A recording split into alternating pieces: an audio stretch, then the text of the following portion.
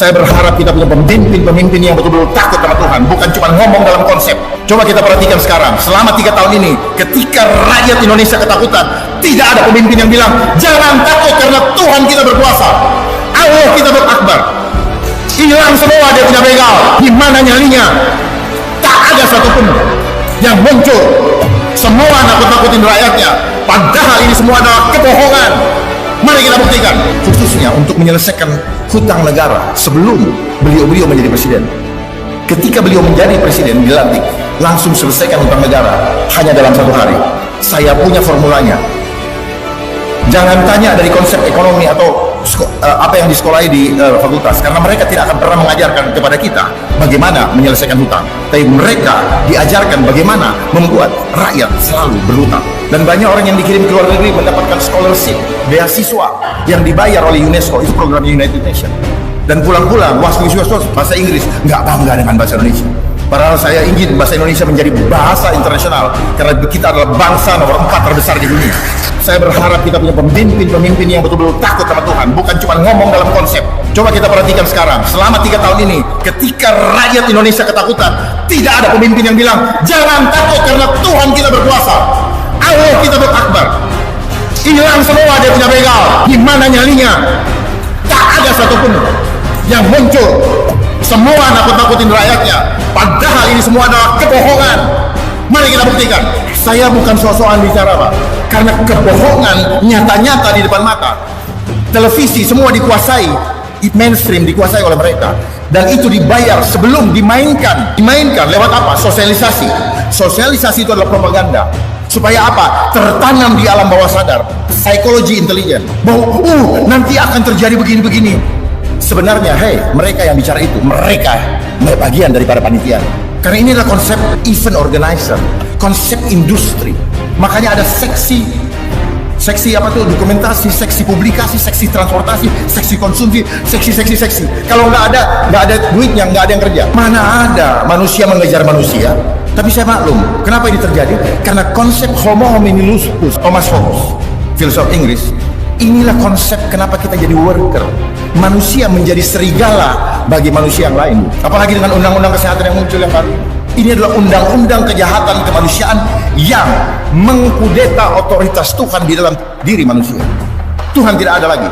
Karena memang konsep dia adalah konsep Dajjal yang ingin menarik kita no left behind. Makanya mereka bikin omnibus law, no left behind. Vacuum cleaner, semua diangkat, nggak boleh ingat Tuhan. Makanya bisnis juga dari bahasa Inggris itu busy, being under Satan yoke. Kita selalu dibuat sibuk, tetapi jangan pernah kau punya waktu untuk cari Tuhan. Kelompok pelangi itu sudah diprogram sejak TK. Sadar tidak, gurunya semua perempuan, sehingga yang laki menjadi kelaki-lakian, yang wanita melihat gurunya adalah sosok yang tangguh. Dia pulang ke rumah, bapaknya masih cari duit, dia nggak ketemu bapaknya. Dia lihat ibunya selalu menjadi sosok pelindung bagi dia, sehingga yang wanita menjadi kelaki-lakian. Ini adalah permainan psikologi, Pak, permainan alam bawah sadar. Muncullah namanya emansipasi wanita lewat hak asasi manusia. Udang di balik batunya adalah anak dijauhkan dari ibunya. Sadar atau tidak, lewat kesulitan ekonomi, kesulitan apa, sehingga ini menjadi naskah akademik, menjadi alasan pembenar. Termasuk membuat undang-undang selalu menggunakan naskah akademik, betul? Untuk pembenaran tentang udang di balik batu. Semua program-program yang ada selalu berbicara yang muluk-muluk, tapi maksud di balik itu justru kebalikan daripada kemulukan itu. Mau mengentaskan kemiskinan, tapi tujuannya adalah membuat semakin miskin. Apa yang terjadi di antara kita selama ini adalah pengkondisian lewat protokol. Protokol itu maknanya apa? Rekayasa. Karakter, keadaan, ekonomi dan semua itu terkondisi. Ini yang disebut by design. Makanya banyak orang kebingungan. Kita hanya selalu lihat dampaknya. Kayak pemadam kebakaran, kok bisa begini, kok dia begitu, kok gitu. Akar masalahnya dong cari. Jadi akar masalah saat ini adalah ketika Undang-Undang Dasar 45 di amandemen tahun 2022 itu menjadi pintu masuk lahirnya perundang-undangan yang menguntungkan global, tetapi terus dilaksanakan. Kenapa? Karena mereka tahu kelemahan kita adalah apa? Ketamakan. Mereka memberikan dana yang begitu besar untuk bangsa ini, untuk memuluskan dia punya agenda. Dan program-program, Bapak perhatikan, setiap pergantian presiden selalu terjadi perubahan nomenklatur kementerian. Sadar tidak? Berubah-ubah, dimulai dari Kominfo. Merubah ini, tujuannya apa? Mereka mau mendesain, memanipulasi ruang media sosial. Mereka yang mengontrol. Makanya hilangnya post-truth, hilangnya kebenaran. Semua harus berdasarkan kebenaran tunggal. Yang benar akan dibilang hoax. Tapi kalau sesuai dengan agenda mereka, itulah kebenaran. Makanya adanya seperti Kominfo, Kemenpan RB, ya.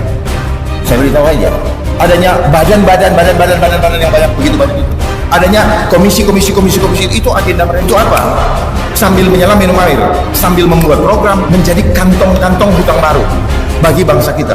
Sebenarnya kita nggak perlu, tinggal memaksimalkan lembaga struktural, bukan memperbanyak lembaga non-struktural yang akan semakin banyak, apalagi dengan keluarnya lagi sekarang Omnibus Law, ada komisi lagi, ada konsili dan sebagainya. Dan kita saya mau minta formula khususnya untuk menyelesaikan hutang negara sebelum beliau menjadi presiden. Ketika beliau menjadi presiden, dilantik, langsung selesaikan hutang negara hanya dalam 1 hari. Saya punya formulanya. Jangan tanya dari konsep ekonomi atau apa yang disekolahi di fakultas, karena mereka tidak akan pernah mengajarkan kepada kita bagaimana menyelesaikan hutang. Tapi mereka diajarkan bagaimana membuat rakyat selalu berhutang. Dan dalam waktu dekat akan saya umumkan, dan saya minta bapak-bapak juga mengawal bagaimana sebenarnya kita punya harta yang begitu besar untuk menyelesaikan hutang ini. Tapi dana-dana tersebut bukan itu untuk pembangunan, untuk kesejahteraan rakyat. Tetapi yang akan kita lakukan untuk penyelesaian hutang adalah kita bermain dengan konsep yang sangat bisa kita lakukan. Asal negara mempunyai political will yang sungguh-sungguh ingin menyelesaikan hutang untuk mengembalikan kedaulatan rakyat sebagai pemegang tertinggi di bangsa ini.